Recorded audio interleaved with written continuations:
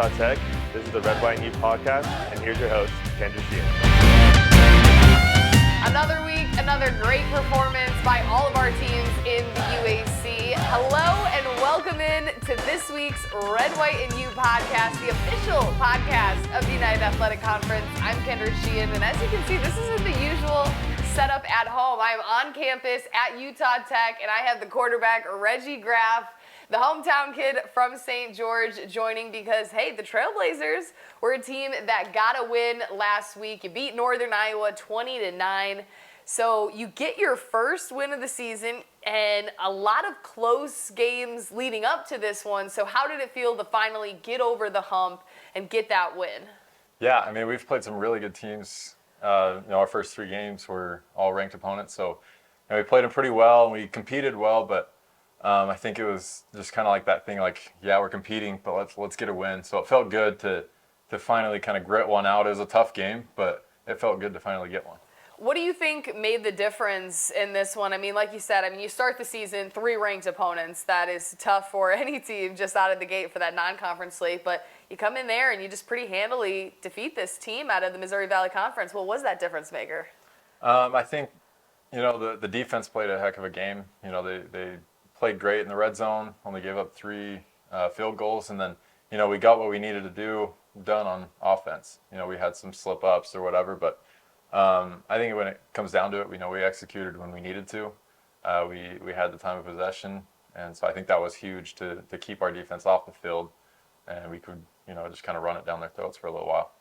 One of the things that head coach Lance Anderson was talking about at Media Day was you just want to get better. You just want to improve week in and week out. And do you feel like this team is doing that? And now, you're improving each week. Now you're finally reaping the rewards and getting that big W.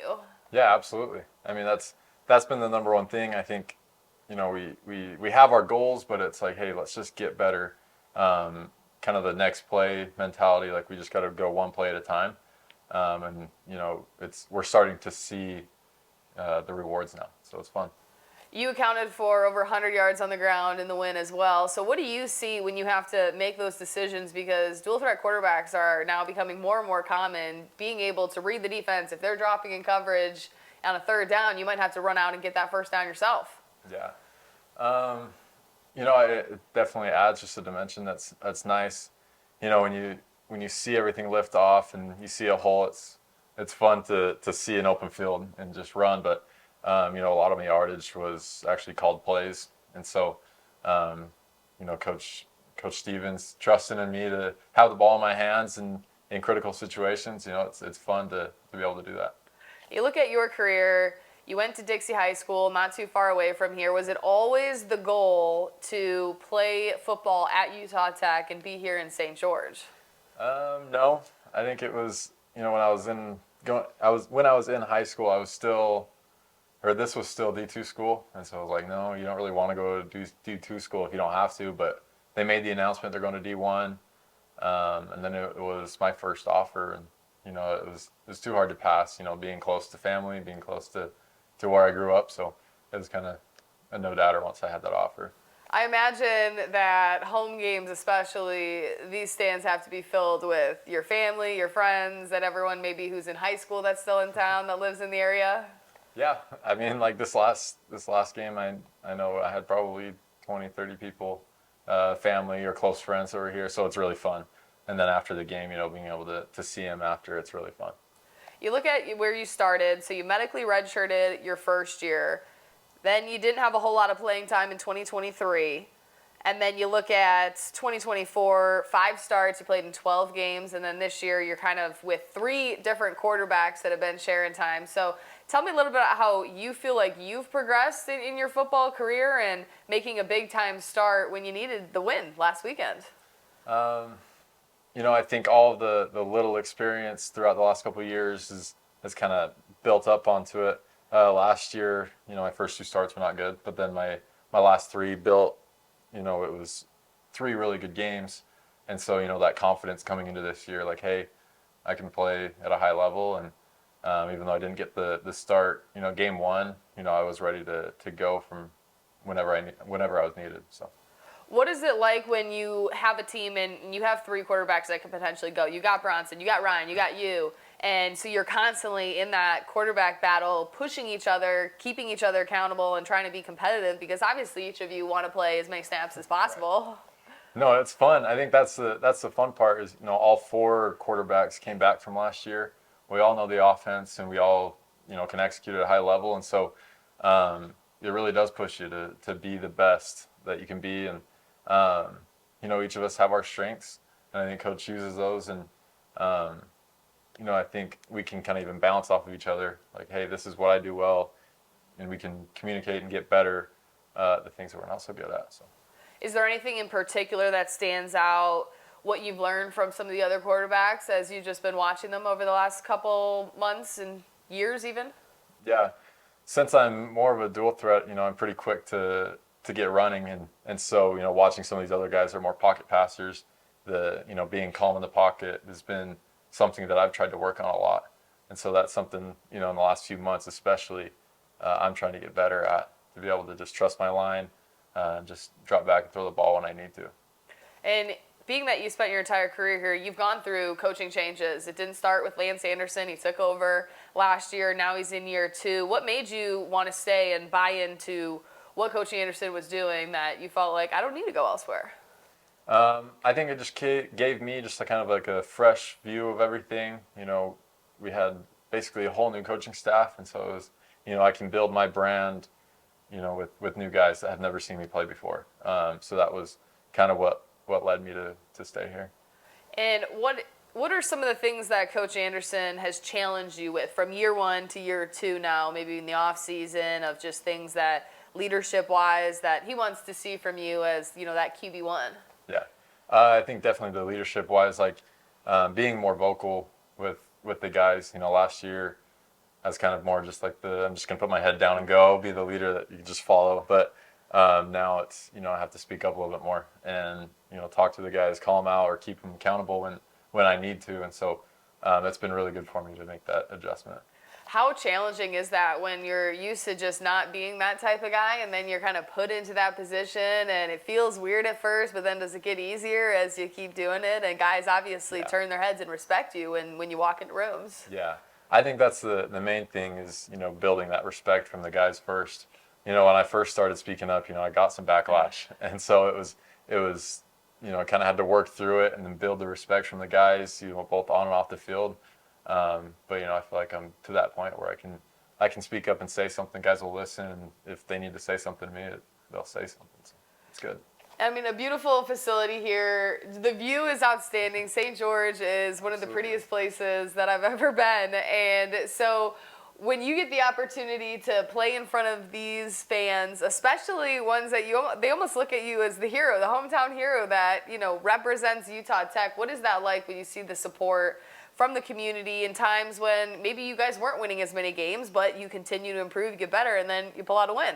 Yeah, I think that's the motivation for me because I love this community. I've been here my whole life, and I want to see them support, the university when, we haven't received a ton of respect and support through the last few years. And so, the better we play on the field, the more people are going to want to come watch. And so that's kind of a big motivation for me is hey, let's get this community out and supporting. What is your pregame ritual? If it's a home game, you're here in town, what do you need to do to get your mind and body right for a competitive battle?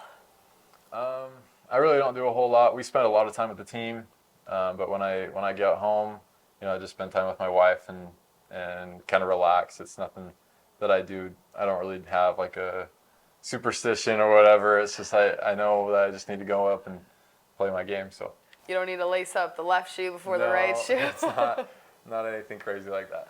Speaking of your wife, you got married not too long ago, so take me through that experience and just obviously a big moment in your life to be able to celebrate. Absolutely. We got married back in March 8th. That's been the best, what has it been, seven months now or so. But yeah, it's been so fun to be able to, kind of learn and grow together.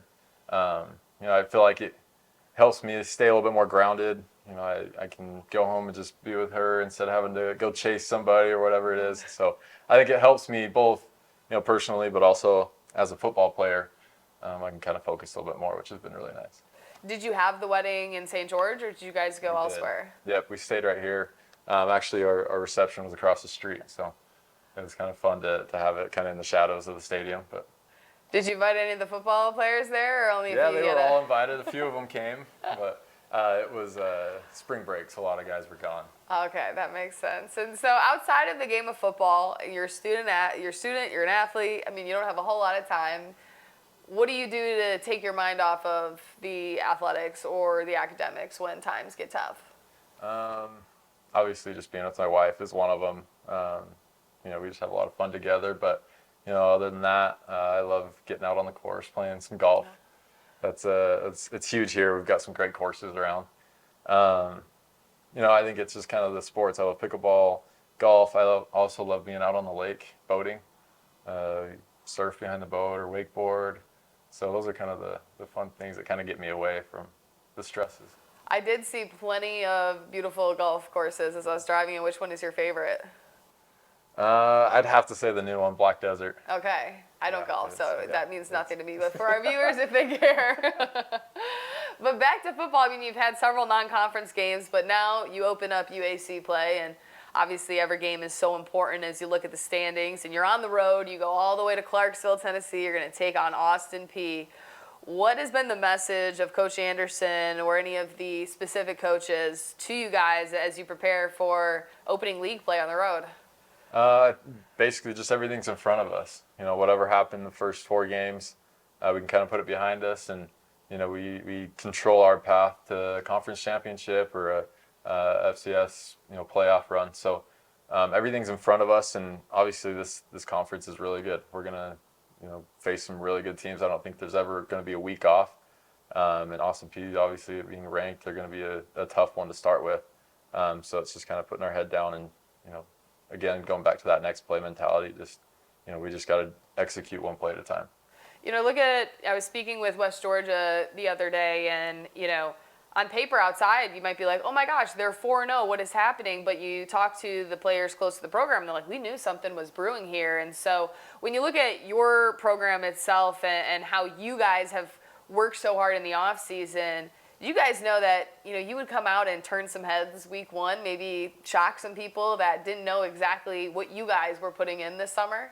Yeah, I think, especially offensively, we brought back a ton of our guys. We knew that we were going to go out there and execute at a high level. The defense, has played super well throughout the first 4 games. And so, I think the culture's kind of changing here. Like, hey, we believe that we're going to go out there and compete and win games. When in the past, we'd get down a little bit in the first quarter and people would just kind of give up, which was hard, to be in a part of that culture. So now it's, we're competing throughout the game, and, we've just been preaching that we got to finish games. We got to finish drives, finish games, get in the end zone and win. Well, you'll have a big opportunity this weekend. Utah Tech hits the road. They take on Austin Peay in Clarksville. It's a noon Mountain Time start, and you can catch that game on ESPN+.